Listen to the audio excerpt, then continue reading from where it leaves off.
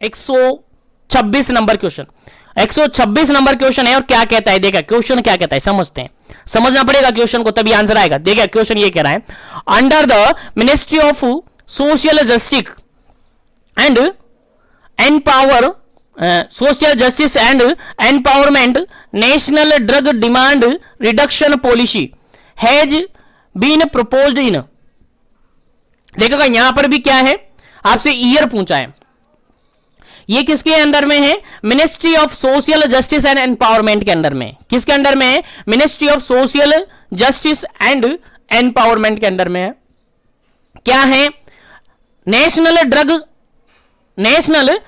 Demand reduction, national drug demand reduction policy है, जो कि कब प्रपोज की गई है, क्वेश्चन समझ में आ गया ना, national drug demand reduction, national drug demand reduction NDDR जो पॉलिसी है वो कब प्रपोज की गई थी, आंसर आपको बताना है, ईयर आपको बताना, पहला ऑप्शन यहां पर है मार्च 2013, सेकंड ऑप्शन है अप्रैल 2014, थर्ड ऑप्शन है यहां पर अगस्त 2015, फोर्थ ऑप्शन है नवंबर 2016। चलिएगा आंसर आपको देना है, क्या इसका करेक्ट आंसर होगा,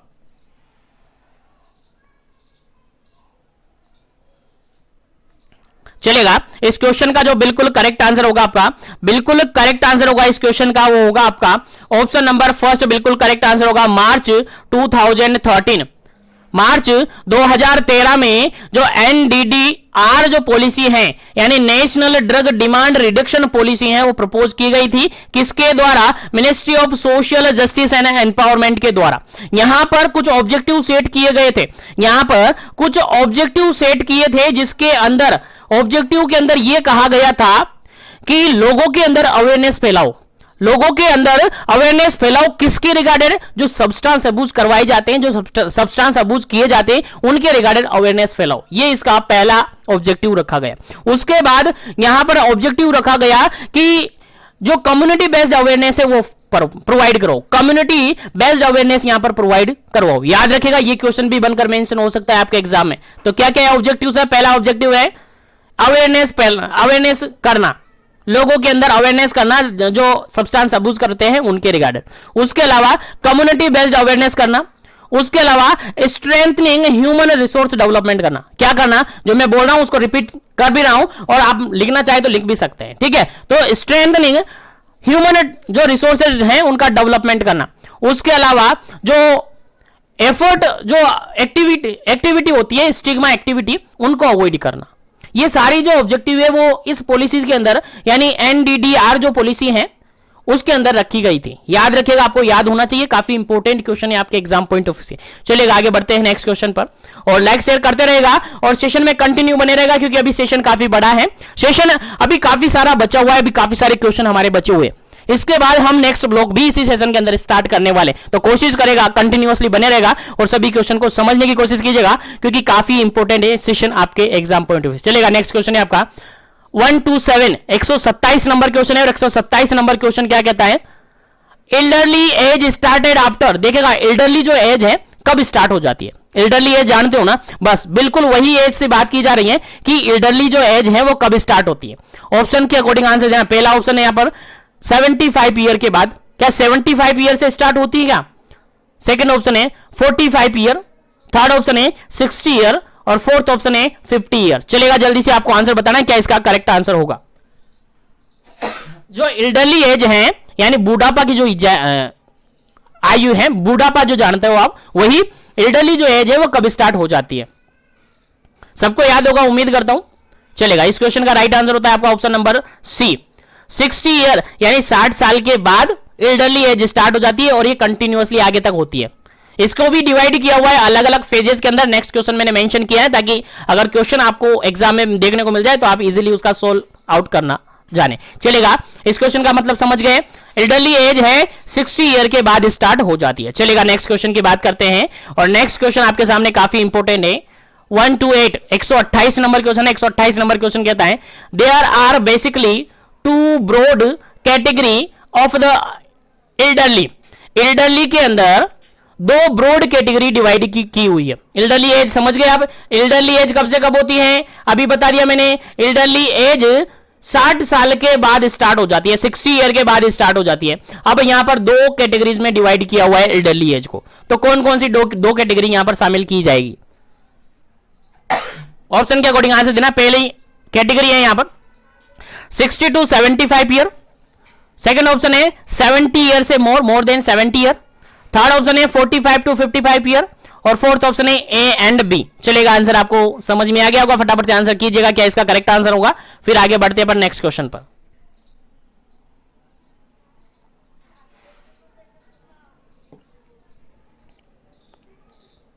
चलेगा, इस क्वेश्चन का जो बिल्कुल राइट आंसर है आपका क्या होगा? Option number B, option number D होगा। क्या होगा? ऑप्शन नंबर डी होगा, क्योंकि अगर बात करें अभी स्टार्टिंग में अपन ने कहा है 60 साल से तो कोई लेना देना ही नहीं है, 40-45 साल से तो कोई लेना देना ही नहीं है। एल्डरली एज स्टार्ट होती है आपकी, एल्डरली एज स्टार्ट होती है आपकी कब?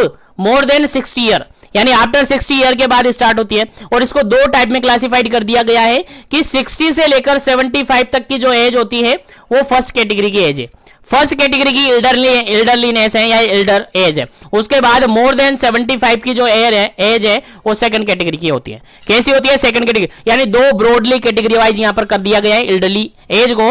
एक तो पहली जो एज होती है वो 60 से कहां तक? 75 तक, 60 टू 75 ईयर्स होती है, जो कि फर्स्ट ऑप्शन है। सेकंड ऑप्शन है मोर देन 75, यानी दोनों ही ऑप्शन करेक्ट है, इसलिए आपका आंसर क्या होगा? डी ऑप्शन करेक्ट हुआ, क्योंकि यहां पर लिखा हुआ है ए एंड बी, इसलिए आपका राइट आंसर क्या होता है? Option number D. चलेगा, उम्मीद है क्वेश्चन समझ में आ गया होगा, तो आगे बढ़ जाते हैं नेक्स्ट क्वेश्चन पर।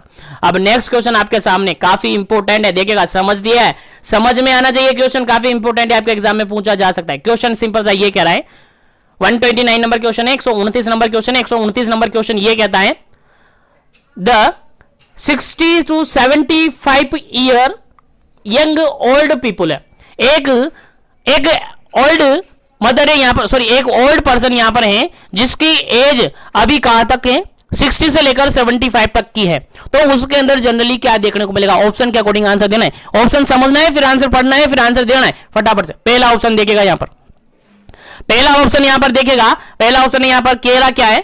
Comparatively physical active and mental alert यहां पर होता है। सेकंड ऑप्शन है physically frail with different type of impairment.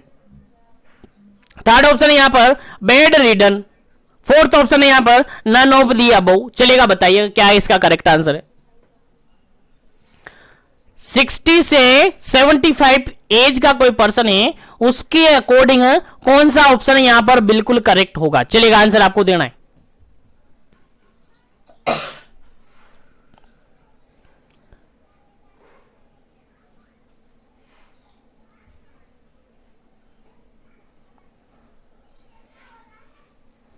चलेगा, यहां पर अगर बिल्कुल करेक्ट आंसर की बात करें तो ऑप्शन नंबर फर्स्ट बिल्कुल करेक्ट आंसर होगा।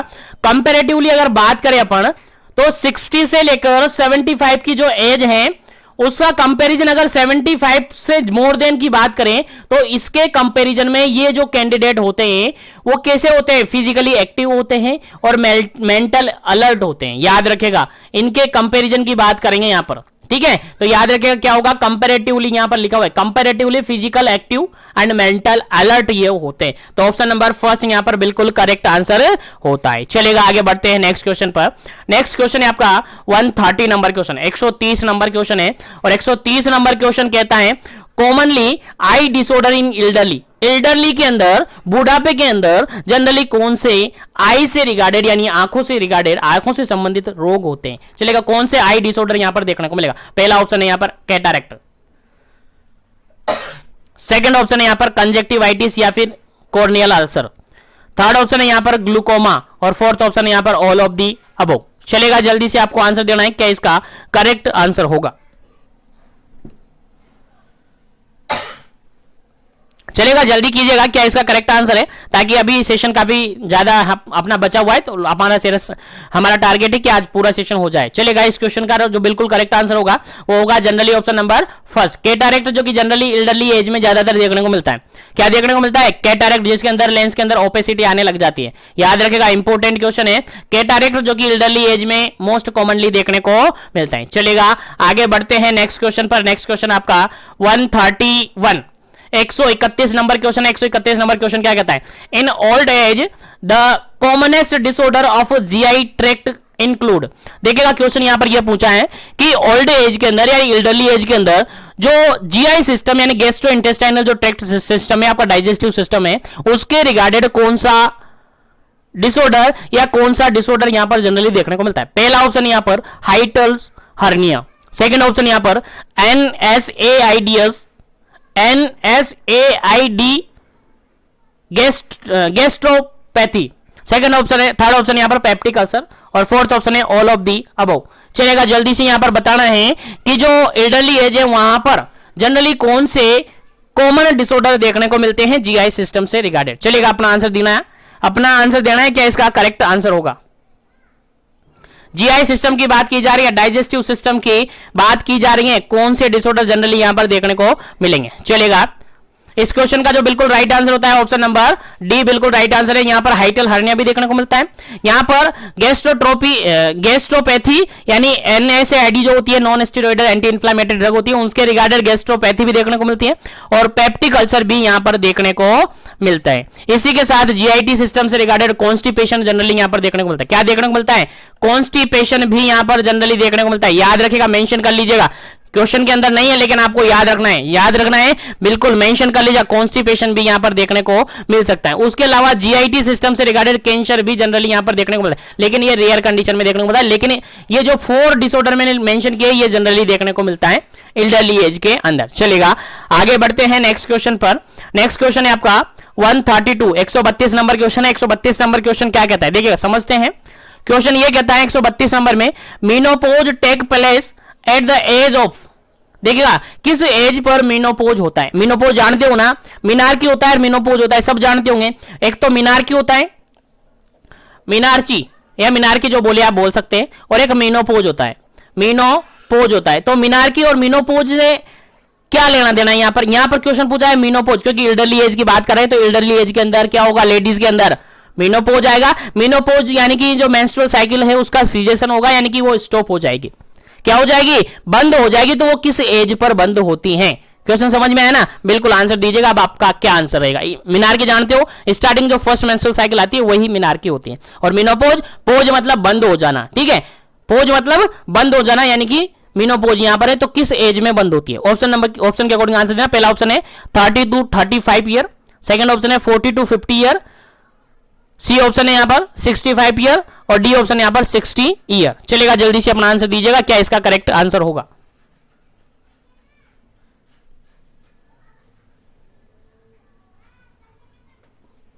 चलेगा, इस क्वेश्चन का जो बिल्कुल करेक्ट आंसर अगर अपन देखें तो ऑप्शन नंबर बी बिल्कुल करेक्ट आंसर है। जनरली जो मीनोपोज देखने को मिलता है वो आपका देखने को मिलता है 45 से लेकर 55 की एज में। कहां तक देखने को मिलता है? 45 से लेकर 55, यानी 45 से 55 की एज में, जो कि ऑप्शन के अकॉर्डिंग क्या है, 40 to 50 इयर्स। बिल्कुल करेक्ट आंसर है इस क्वेश्चन का ऑप्शन नंबर बी, क्योंकि मीनोपोज यानी कि जो मेंस्ट्रुअल साइकिल होती है, मेंस्ट्रुअल पीरियड्स होते हैं, वो यहां पर आकर इस एज में क्या हो जाते हैं, सीजेशन हो जाते हैं, यानी बंद हो जाते हैं, पोज हो जाते हैं। याद रखिएगा, इंपॉर्टेंट क्वेश्चन है। चलिए आगे बढ़ते हैं नेक्स्ट क्वेश्चन पर। नेक्स्ट क्वेश्चन है आपका 133, 133 नंबर क्वेश्चन है। और 133 नंबर क्वेश्चन क्या कहता है, समझिएगा। 133 नंबर क्वेश्चन कहता है the glomerular filtration rate in 19 year age के अंदर एक पर्सन है यहां पर जिसकी एज कितनी हो गई है, 90 साल हो गई है। कितनी हो गई है? 90 साल इसकी एज हो गई है, 19 ईयर्स का ये हो गया है। अब इसके अंदर जो ग्लोमेरुलर फिल्ट्रेशन जो रेट होती है, जीएफआर होती है, वो कितनी % कम हो जाएगी, ये पूछा है। समझ में आया ना क्वेश्चन? आंसर देना है ऑप्शन के अकॉर्डिंग। पहला ऑप्शन है यहां पर डिक्लाइन नियरली 50%, सेकंड ऑप्शन है डिक्लाइन नियरली 20%, थर्ड ऑप्शन है यहां पर इंपेयरमेंट देखने को मिलेगा, और फोर्थ ऑप्शन यहां पर कोई भी ऑप्शन सही नहीं होगा। चलिएगा, आंसर आपको बताना है, नन ऑफ दी होगा या फिर अलग ऑप्शन होंगे। फटाफट से आंसर दीजिएगा। अगर कोई पर्सन है जो कि 19 ईयर का है, 90 साल का है, और उसके अंदर जीएफआर अगर अपन देखें तो कितना % उसके अंदर डिक्रीजमेंट देखने को मिलेगा। तो इसका जो बिल्कुल करेक्ट आंसर होगा आपका, याद रखेगा, इंपॉर्टेंट क्वेश्चन है, 50% उसके अंदर जीएफआर डिक्रीज देखने को मिलेगी। कितना %? 50% डिक्रीज यहां पर देखने को मिलेगी। याद रखेगा, इंपॉर्टेंट क्वेश्चन है। कितना % हो जाएगा डिक्रीजमेंट? 50% जीएफआर डिक्रीज हो जाएगा। याद रखेगा, इंपॉर्टेंट क्वेश्चन है, आपके एग्जाम में पूछा जा सकता है। चलिएगा, आगे बढ़ते हैं नेक्स्ट क्वेश्चन पर। आगे बढ़ते हैं नेक्स्ट क्वेश्चन पर। नेक्स्ट क्वेश्चन पढ़ा है आपसे, क्यों पूछ रहा है 134 नंबर 134 नंबर क्वेश्चन है।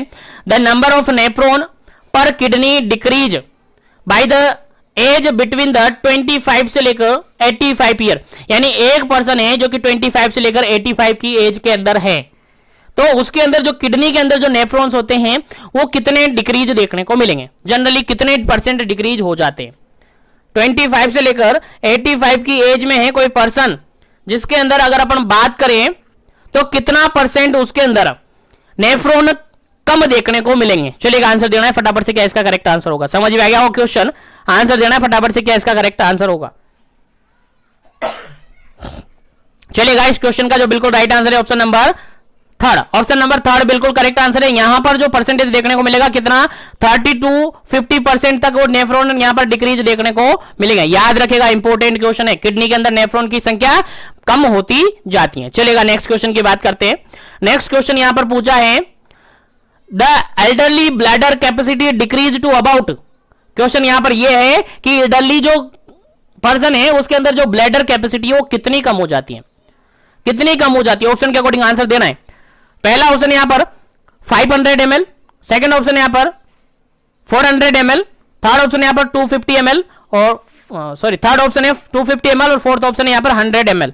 चलेगा, आंसर आपको देना है कि इसका करेक्ट आंसर होगा। जल्दी कीजिएगा, क्या इसका करेक्ट आंसर होगा।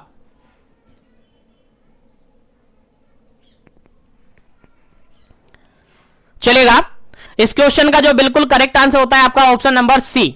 ऑप्शन नंबर सी बिल्कुल करेक्ट आंसर होता है। 250 ml रह जाएगा। कितना रह जाएगा? 250 ml रह जाएगा। अगर नॉर्मल की बात करें तो 500 से लेकर 600 तक नॉर्मली अपन मानते हैं, 500 ml से लेकर 600 नॉर्मली अपन मानते हैं, जो कि डिक्रीज होकर कितना रह जाएगा एल्डरली एज के अंदर 250 ml रह जाएगा। कितना रह जाएगा? 250 रह जाएगा। इसलिए उनमें बार बार क्या होता है, बार बार यूरिनेशन होता है, बार बार मिक्सचुरेशन उनके अंदर होता है, देखने को मिलता है। चलेगा, उम्मीद है क्वेश्चन समझ में आ रहे होंगे। तो याद रखिएगा इन सभी क्वेश्चन को, ये सारे क्वेश्चन आपके एग्जाम पॉइंट ऑफ व्यू से काफी इंपॉर्टेंट है। तो इस सेशन को लाइक शेयर भी करते रहेगा ताकि सभी तक सेशन पहुंच जाए, सभी तक क्वेश्चन पहुंच जाए, सभी इन क्वेश्चन का बेनिफिट ले सके।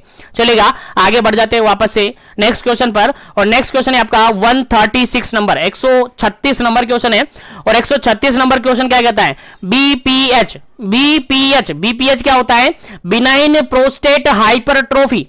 बिनाइन प्रोस्टेट हाइपरट्रोफी, जानते हो ना, जो प्रोस्टेट है, प्रोस्टेट ग्लैंड है, उनका क्या हो जाता है? हाइपरट्रोफी, एनलार्जमेंट देखने को मिल रहा है।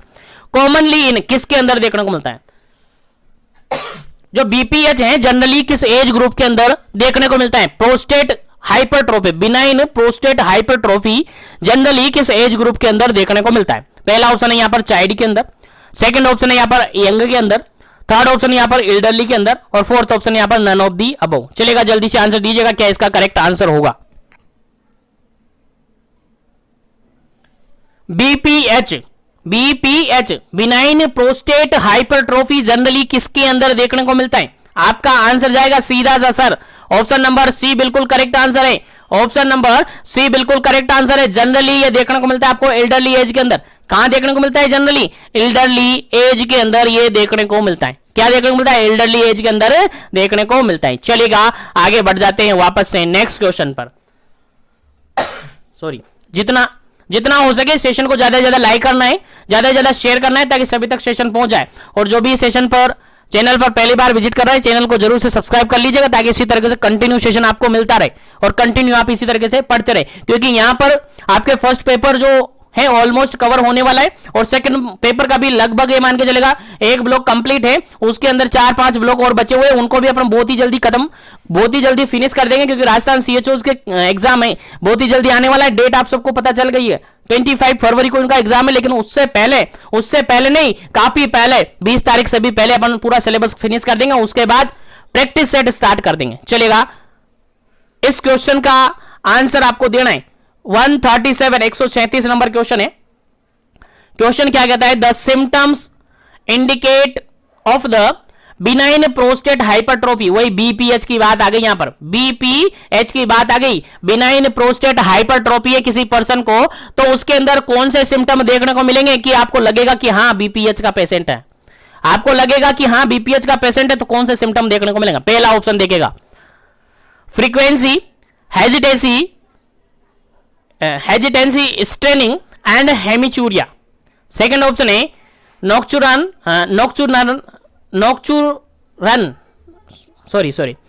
नोक्चुरनल नल और हेजिटेंसी और एनूरिया। और थर्ड ऑप्शन है यूरिनरी अर्जेंसी और फोर्थ ऑप्शन है नन ऑफ द अबव। चलेगा, जल्दी से आपको आंसर बताना है क्या इसका करेक्ट आंसर होगा, जल्दी से आपको आंसर देना है।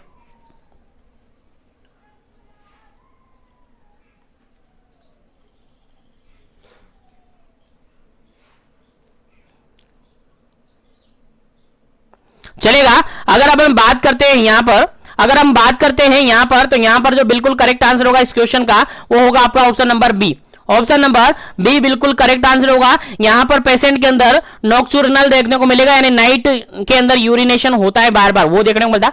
हेजिटेंसी देखने को मिलेगा और एनूरिया भी यहां पर देखने को मिल सकता है, क्योंकि यहां पर क्या होता है, जो प्रोस्टेट ग्लैंड है उसका क्या हो गया, हाइपरट्रोफी यानी उसकी एनलार्जमेंट होगी, जिसके कारण से ये कंडीशन यहां पर देखने को मिल जाती है। और जनरली ये एल्डरली पर्सन के अंदर ज्यादातर देखने को मिलती है। चलेगा, आगे बढ़ते हैं नेक्स्ट क्वेश्चन पर।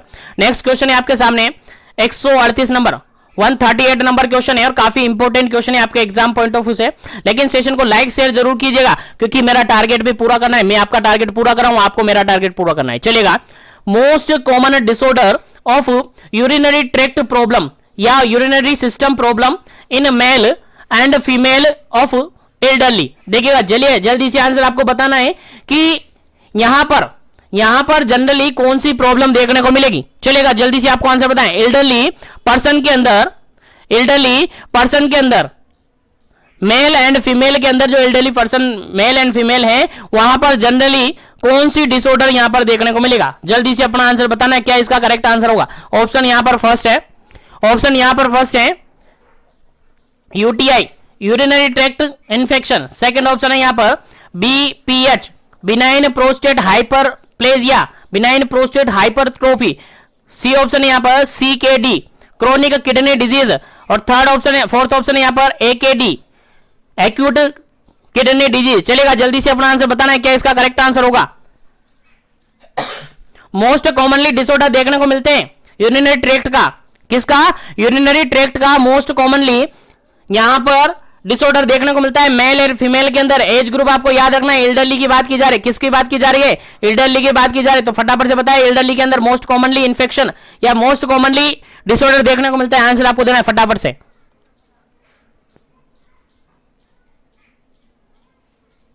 चलेगा, इस क्वेश्चन का बिल्कुल राइट आंसर हो जाता है ऑप्शन नंबर यहां पर ए बिल्कुल करेक्ट आंसर होगा। यहां पर फ्रीक्वेंटली यूटीआई देखने को मिलता है, फ्रीक्वेंटली यूटीआई देखने को मिल सकता है। एल्डरली पर्सन के अंदर ज्यादातर और मोस्टली यूटीआई देखने को मिलता है। याद रखेगा, यूरिनरी ट्रैक्ट इन्फेक्शन देखने को मिलता है कंपेयर टू अदर डिसऑर्डर। चलेगा, याद रखेगा, इंपॉर्टेंट क्वेश्चन है आपके एग्जाम पॉइंट ऑफ व्यू से। चलेगा, आगे बढ़ते हैं नेक्स्ट क्वेश्चन पर। 139 नंबर क्वेश्चन क्या कहता है, देखिएगा, most common cardiovascular problem of elderly person के अंदर मोस्ट कॉमनली कार्डियक प्रॉब्लम क्या देखने को मिलती है। एल्डरली के अंदर, एल्डरली एज ग्रुप के अंदर मोस्ट कॉमनली कार्डियक प्रॉब्लम क्या देखने को मिलती है। आंसर आपको देना है फटाफट से, क्या इसका करेक्ट आंसर होगा। और सेशन को लाइक शेयर करते रहिएगा। जो भी कैंडिडेट पहली बार विजिट कर रहा है चैनल को भी सब्सक्राइब जरूर कीजिएगा, ताकि इसी तरीके से कंटिन्यू सेशन आपको मिलता रहे। तो मोस्ट कॉमनली कार्डियक डिसऑर्डर की अगर बात करें, कार्डियक प्रॉब्लम की अगर बात करें, तो एल्डरली के अंदर मोस्ट कॉमनली कौन सी प्रॉब्लम देखने को मिलेगी। पहला ऑप्शन यहां पर कंजेस्टिव हार्ट फेलियर।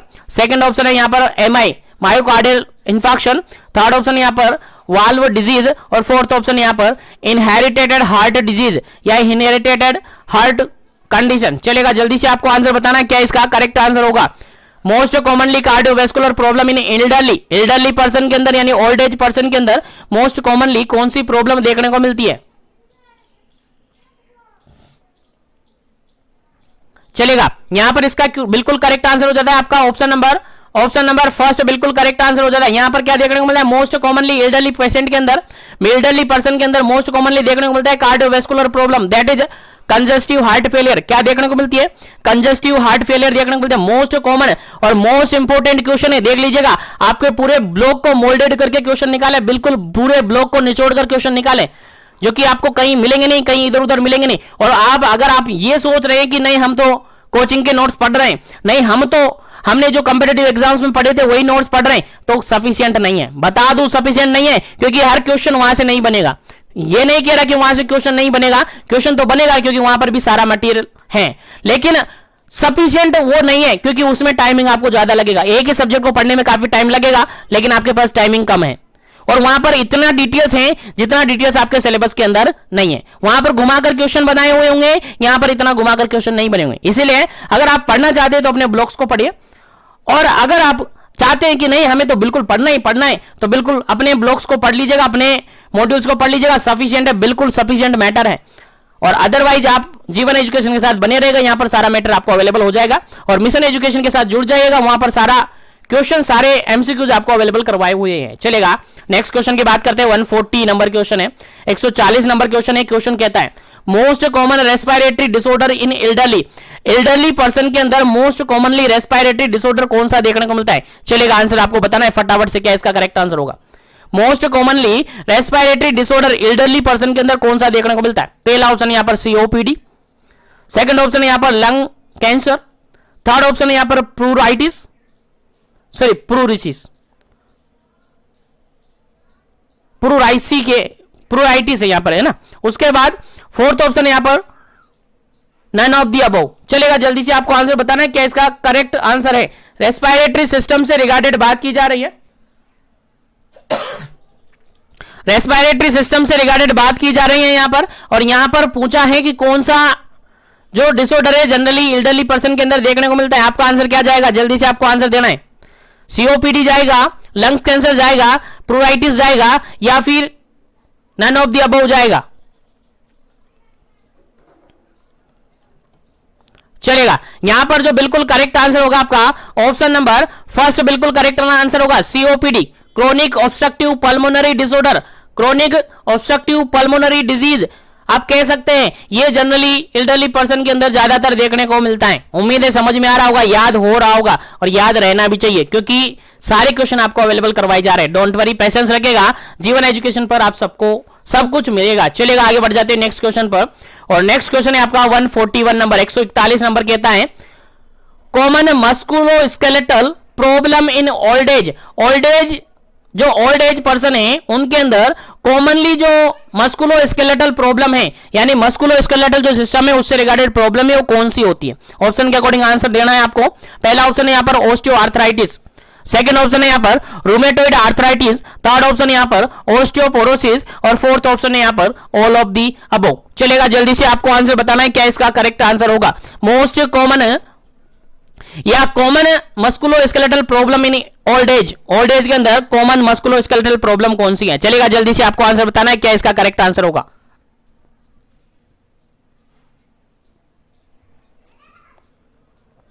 चलेगा, 141 नंबर का क्वेश्चन का आंसर होगा, बिल्कुल राइट आंसर होगा option number D, all of the above. यहां पर तीनों ही होंगे, यानी ऑस्टियोआर्थराइटिस भी जनरली देखने को मिलता है, उसके अलावा रूमेटॉइड आर्थराइटिस भी जनरली देखने को मिलता है, उसके अलावा ऑस्टियोपोरोसिस भी एल्डरली एज के अंदर, ओल्ड एज के अंदर जनरली देखने को मिलता है, यानी तीनों ही देखने को यहां पर मिल सकते हैं। इस क्वेश्चन का राइट आंसर हो जाता है आपका ऑप्शन नंबर डी। चलेगा, आगे बढ़ते हैं नेक्स्ट क्वेश्चन पर, आगे बढ़ते हैं नेक्स्ट क्वेश्चन पर। नेक्स्ट क्वेश्चन आपके सामने काफी इंपॉर्टेंट है और काफी सिंपल सा क्वेश्चन है, देखिएगा।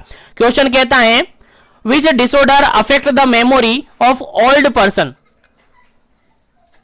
सॉरी यानी यहां पर क्वेश्चन ये कह रहा है कि कौन सा डिसऑर्डर ऐसा है जिसके अंदर जो ओल्ड एज पर्सन है उसकी मेमोरी डिस्टर्ब हो जाती है, यानी उसकी मेमोरी क्या हो जाती है? अफेक्ट हो जाती है। तो कौन से डिसऑर्डर के अंदर ऐसा होता है? चलेगा, जल्दी से आपको आंसर देना है। पहला ऑप्शन है यहां पर इंसोम्निया, सेकंड ऑप्शन है यहां पर डिमेंशिया, थर्ड ऑप्शन है यहां पर विजुअल प्रॉब्लम, और फोर्थ ऑप्शन यहां पर लॉस ऑफ अटेंशन। चलेगा, जल्दी से आपको आंसर देना है क्या इसका करेक्ट आंसर होगा।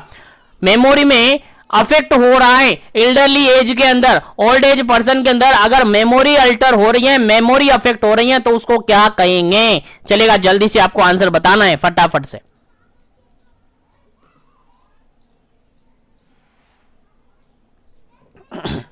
चलेगा, इस क्वेश्चन का बिल्कुल राइट आंसर होगा आपका ऑप्शन नंबर बी।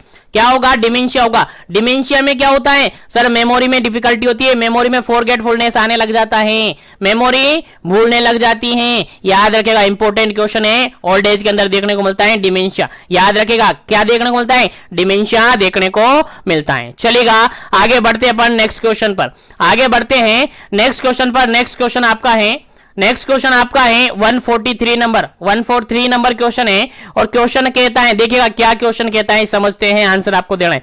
क्वेश्चन कहता है how to avoid the constipation in elderly person के अंदर। मैंने कहा है जीआईटी सिस्टम के अंदर बात करी थी अपन ने कि एल्डरली पर्सन के अंदर कॉन्स्टिपेशन जनरली देखने को मिलता है जीआई सिस्टम से रिगार्डेड। कॉन्स्टिपेशन जनरली देखने को मिलता है, लेकिन हम चाहते हैं कि एल्डरली पर्सन के अंदर कॉन्स्टिपेशन नहीं हो, और नहीं हो तो फिर हमें क्या करना चाहिए, अवॉइड करने के लिए क्या करना चाहिए, हम कैसे अवॉइड कर सकते हैं कॉन्स्टिपेशन को। आंसर देना है आपको ऑप्शन के अकॉर्डिंग। पहला ऑप्शन यहां पर है हाई फाइबर डाइट लेकर क्या करेंगे, हाई फाइबर डाइट देंगे तो क्या हो सकता है। सेकंड ऑप्शन है हाई प्रोटीन डाइट देंगे, थर्ड ऑप्शन है हाई फैट डाइट देंगे, और फोर्थ ऑप्शन है ऑल ऑफ दीज देंगे। चलेगा, क्या इसका करेक्ट आंसर होगा, आंसर आपको देना है फटाफट से। अगर हम चाहते हैं कि एल्डरली पर्सन के अंदर कॉन्स्टिपेशन नहीं हो तो हम उसको कैसी डाइट देंगे, उम्मीद है सबको याद होगा, जिसको याद नहीं है वो याद रखेगा। ऑप्शन नंबर फर्स्ट बिल्कुल करेक्ट आंसर है, हाई फाइबर डाइट देंगे। क्या करेंगे, हाई फाइबर डाइट देंगे, फाइबर डाइट बढ़ा देंगे, और फाइबर डाइट अगर देंगे तो पेशेंट के अंदर क्या नहीं होगा, कॉन्स्टिपेशन देखने को नहीं मिलेगा। याद रखिएगा, इंपॉर्टेंट क्वेश्चन है। चलेगा, आगे बढ़ जाते हैं नेक्स्ट क्वेश्चन पर। नेक्स्ट क्वेश्चन है 144, 144 नंबर क्वेश्चन है। 144 नंबर क्वेश्चन कहता है in old age the common disorder of endocrine system include. देखिए क्वेश्चन यहां पर ये है कि एंडोक्राइन सिस्टम, जानते हो एंडोक्राइन सिस्टम क्या होता है, बिल्कुल सब जानते होंगे, बिल्कुल आप सबको याद होगा एंडोक्राइन सिस्टम क्या होता है। तो एंडोक्राइन सिस्टम से रिगार्डेड कौन से डिसऑर्डर जनरली ओल्ड एज के अंदर देखने को मिलते हैं, आंसर आपको देना है। पहला ऑप्शन यहां पर है डायबिटीज मेलाइटस, सेकंड ऑप्शन यहां पर है हाइपोथायरॉयडिज्म, थर्ड ऑप्शन यहां पर है हाइपरथायरॉयडिज्म, और फोर्थ ऑप्शन यहां पर है ऑल ऑफ दी अबव। चलेगा, जल्दी से अपना आंसर देना है, क्या इसका करेक्ट आंसर होगा। Diabetes mellitus generally, hypothyroidism generally, और हाइपरथायरॉयडिज्म जनरली। बताइएगा कि एंडोक्राइन सिस्टम से रिगार्डेड ओल्ड एज के अंदर कौन से डिसऑर्डर देखने को मिलेंगे। फटाफट से आंसर दीजिएगा, क्या इसका करेक्ट आंसर होगा, उसके बाद इसका करेक्ट आंसर आपको बता दिया जाएगा। जल्दी कीजिएगा, क्या इसका करेक्ट आंसर है। टाइमिंग कम है, अभी काफी सारे क्वेश्चन हमारे बचे हुए हैं, और मैं कोशिश कर रहा हूं कि नेक्स्ट ब्लॉक को भी इसी सेशन के अंदर हम स्टार्ट कर दें। चलेगा, यहां पर बिल्कुल करेक्ट आंसर हो जाता है ऑप्शन नंबर डी, बिल्कुल करेक्ट आंसर हो जाता है। ऑल ऑफ दी अबव बिल्कुल करेक्ट आंसर है। कॉमन डिसऑर्डर की बात करें, एंडोक्राइन सिस्टम की बात करें, ओल्ड एज की बात करें, तो तीनों ही होते हैं। डायबिटीज मेलाइटिस भी देखने को मिल सकता है, बहुत सारे पर्सन के अंदर हाइपोथायरॉयडिज्म देखने को मिलता है, काफी सारे लोगों के अंदर हाइपरथायरॉयडिज्म भी देखने को मिल सकता है। इसलिए इस क्वेश्चन का बिल्कुल करेक्ट आंसर क्या हो जाता है, इस क्वेश्चन का बिल्कुल करेक्ट आंसर क्या हो जाता है, याद रखिएगा, इंपॉर्टेंट क्वेश्चन है आपका। ऑप्शन नंबर क्या हो जाता है, फोर्थ। ऑप्शन नंबर फोर्थ बिल्कुल राइट आंसर हो जाता है, क्योंकि हाइपरथायरॉयडिज्म, हाइपोथायरॉयडिज्म और डायबिटीज मेलाइटिस दोनों तीनों ही यहां पर देखने को मिल सकती हैं। चलेगा, आगे बढ़ते हैं नेक्स्ट क्वेश्चन पर। आगे बढ़ते हैं नेक्स्ट क्वेश्चन पर। नेक्स्ट क्वेश्चन आपके सामने काफी इंपॉर्टेंट है, 145 नंबर क्वेश्चन है। 145 नंबर क्वेश्चन है, क्या कहता है देखिएगा, समझिएगा।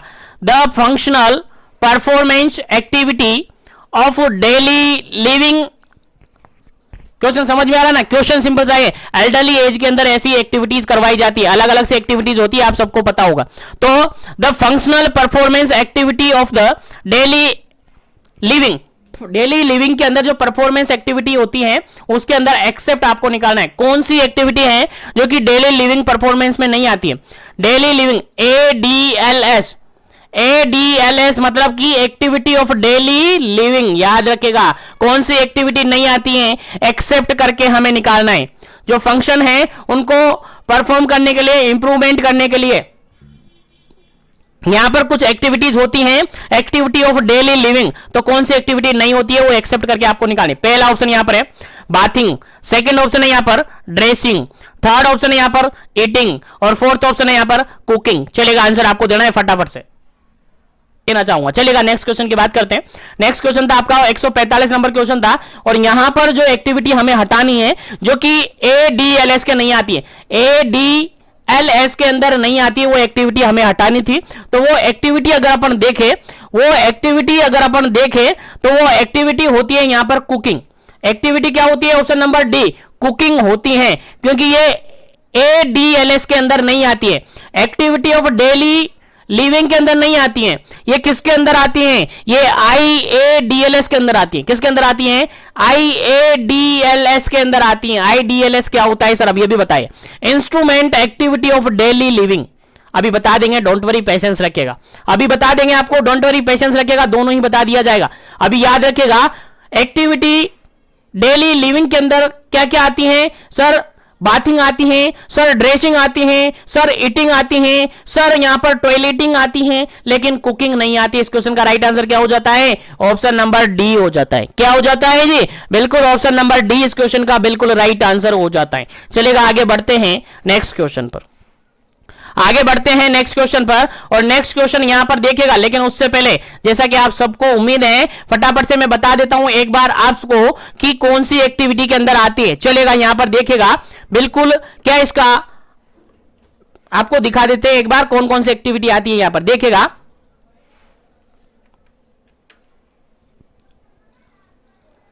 चलेगा यहां पर देखिएगा एक बार से, यहां पर मैं मेंशन कर रखा हूं, यहां पर देखिएगा आपकी का बुक मॉडल से ये, ठीक है, आप ही की बुक है, आपके पास मॉड्यूल्स हैं, उसके अंदर अवेलेबल है, आप देख सकते हैं पेज नंबर 84 के अंदर ये आपको अवेलेबल हो जाएगा।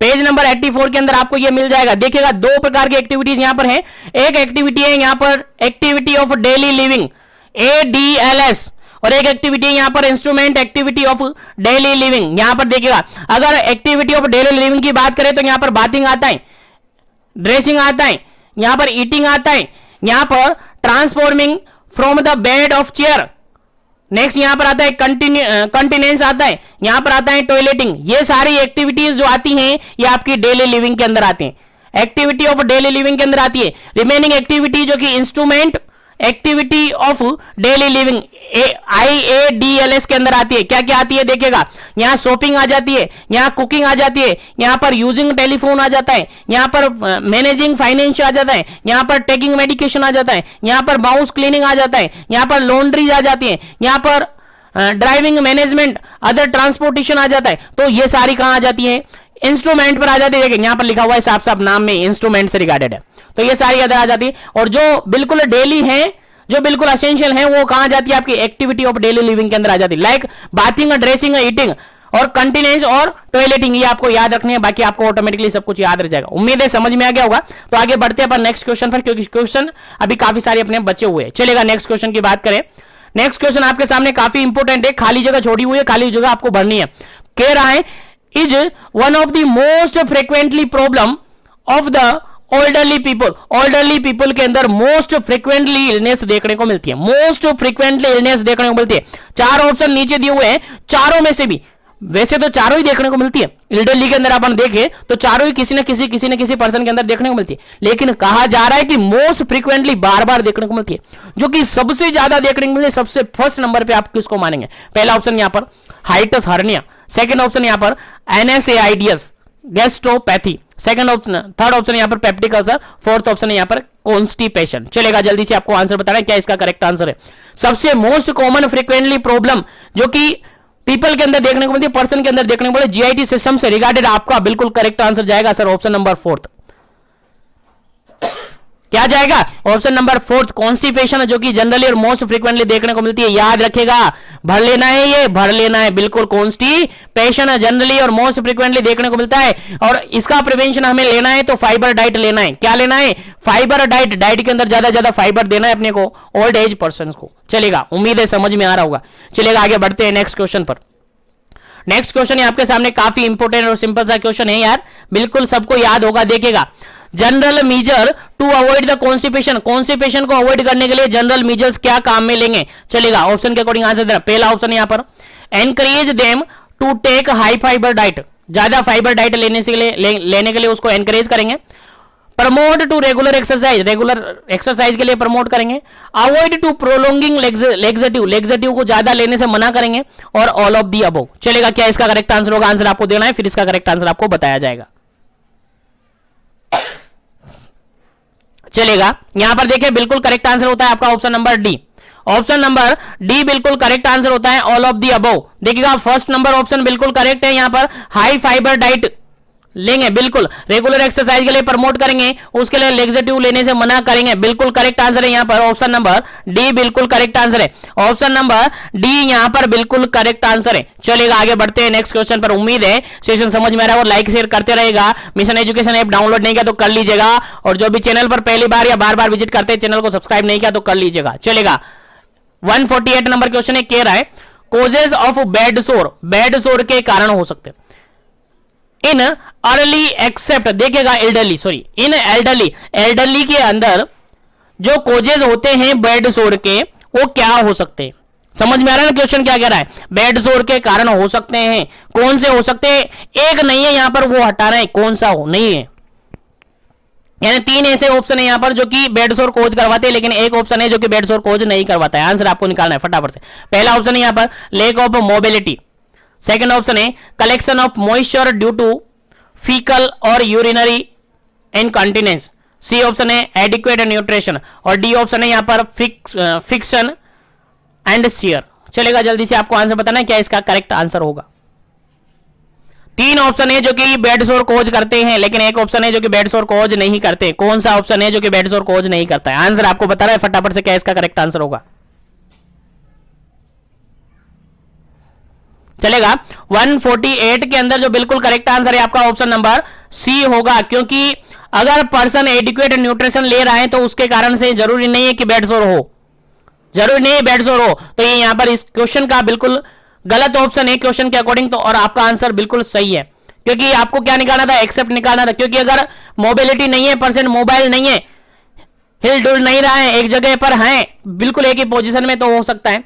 अगर पेशेंट के बेड पर कलेक्शन हो रहा है किसका? मॉइस्चर का, तो उसके कारण से हो सकता है। अगर पेशेंट का फ्रिक्शन हो गया है तो उसके कारण से बेड सोर हो सकता है। लेकिन अगर पर्सन एडिक्वेट न्यूट्रिशन ले रहा है तो जरूरी नहीं है कि उसके अंदर होगा या नहीं होगा। बिल्कुल इस क्वेश्चन का राइट आंसर होता है ऑप्शन नंबर सी, बिल्कुल राइट आंसर है एडिक्वेट न्यूट्रिशन।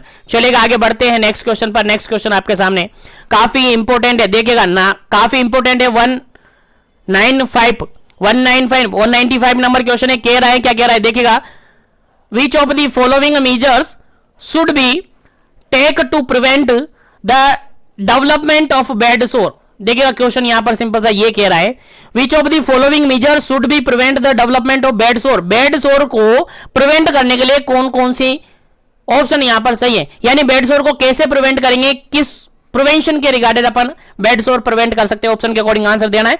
बेड सोर को प्रिवेंट करने के लिए कौन सा ऑप्शन सही है? पहला ऑप्शन देखिएगा, turn and reposition patient to every 2 hour, 1 to 2 hour, 1 से 2 घंटे के इंटरवल में पेशेंट की क्या करनी है?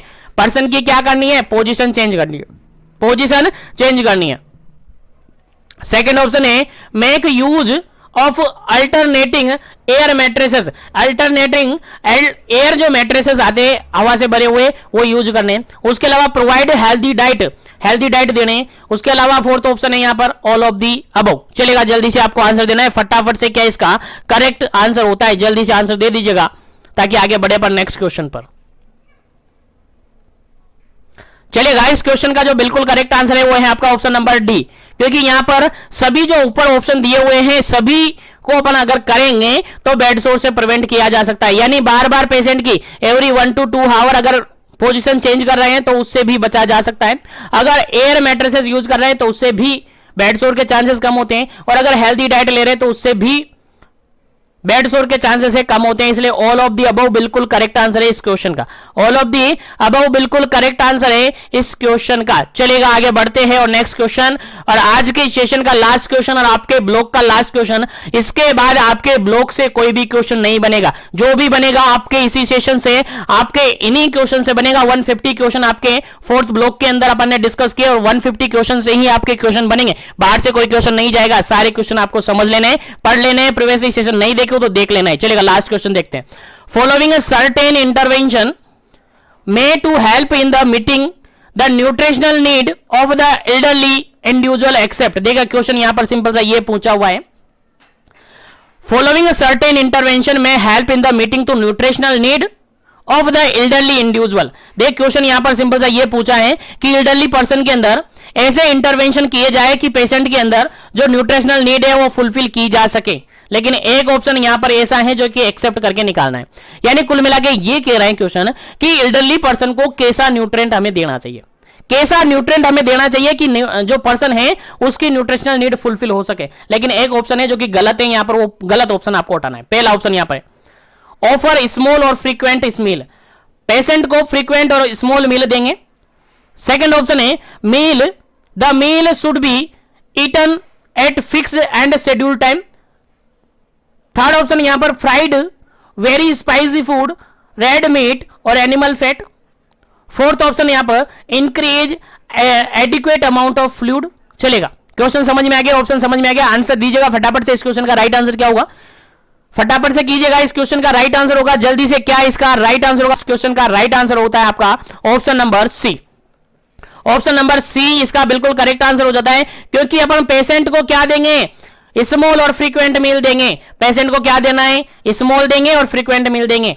उसके अलावा छोटे छोटे मील यानी कि बार बार दे देंगे, ठीक है। उसके अलावा पर्सन का जो मील शेड्यूल है वो फिक्स कर देंगे, फिक्स टाइम पर कर देंगे, फिक्स रिटर्न कर देंगे कि इस टाइम पर आपको ये खाना है ये खाना है, ठीक है, टाइम फिक्स कर देंगे। उसके अलावा आप पेशेंट को एनकरेज करेंगे, क्या करेंगे, एडिक्वेट अमाउंट ऑफ फ्लूइड, अच्छे अमाउंट में फ्लूइड लेने के लिए उसको क्या करेंगे, एनकरेज करेंगे। लेकिन पेशेंट को फ्राइड फूड नहीं देंगे, स्पाइसी फूड नहीं देंगे, रेड मीट नहीं देंगे और एनिमल मीट नहीं देंगे, क्योंकि ये पर्सन के लिए हार्मफुल हो सकती हैं। इसलिए इस क्वेश्चन का राइट आंसर क्या हो जाता है आपका ऑप्शन नंबर सी। तो उम्मीद है सारे क्वेश्चन आपको समझ में आ गए होंगे। तो ये सारे क्वेश्चन आपने सोल्व करिए, और यहां तक के सेशन में अभी तक आपको कोई भी डाउट रहता है, किसी भी क्वेश्चन में कोई प्रॉब्लम आती है, तो कमेंट सेक्शन आपके लिए खाली है, या फिर मेरे इंस्टाग्राम आईडी आपको नीचे मेंशन है डिस्क्रिप्शन बॉक्स में, वहां से मुझे डायरेक्टली पर्सनली मेल कर सकते हैं, पर्सनली मैसेज कर सकते हैं, वहां से आपको रेस्पॉन्स मिल जाएगा। बाकी आज के सेशन को यहीं पर फिनिश करेंगे, क्योंकि टाइमिंग आई थिंक थोड़ा हो गया है, और नया जो ब्लॉक है, न्यू ब्लॉक है आपका 5th ब्लॉक है, वो नेक्स्ट सेशन में अपन स्टार्ट करेंगे, यानी कल के सेशन के अंदर स्टार्ट करेंगे। उसको फटाफट से बंद कंप्लीट करके अपन next paper, second paper start कर देंगे। तो उम्मीद है सेशन अच्छा लगा हो तो लाइक शेयर ज्यादा से ज्यादा करें, और जो भी चैनल पर पहली बार विजिट कर रहे हैं चैनल को सब्सक्राइब जरूर करें, ताकि इसी तरीके से कंटिन्यू सेशन उनको मिलता रहे। बाकी आज के लिए इतना ही, मिलते हैं नेक्स्ट सेशन के अंदर।